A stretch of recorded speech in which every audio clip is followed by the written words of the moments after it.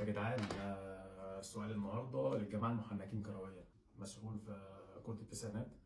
ففي فرقه هكتب التشكيله بتاعتها والجامد اللي هو اللي في سني بقى، الجامد بقى هو اللي عارف. اما الناس الكبيره شويه فالمتابع هيجيبها، ممكن يجمعها، بس انا هكتبها لك هنا. والجامد ده هيعرف ويقول لي الذكريات ليها معاه سواء قديم او يقول لي معلومات عنها لو هو ما حضرهاش يعني.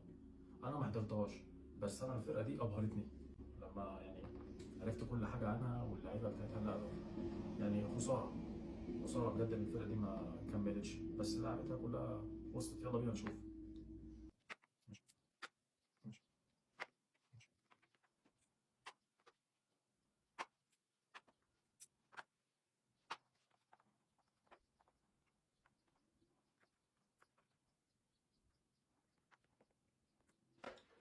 دي الطريقه اللي بيلعبوا بيها.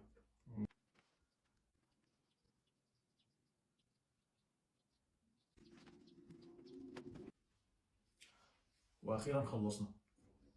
عايزين بقى نشوف فين المحنكين واللي عارفين التشكيله دي، وهكتب اسماء اللعيبه تاني من فوق بحيث لو حد مش عارف يقرا الاسم يعني كويس.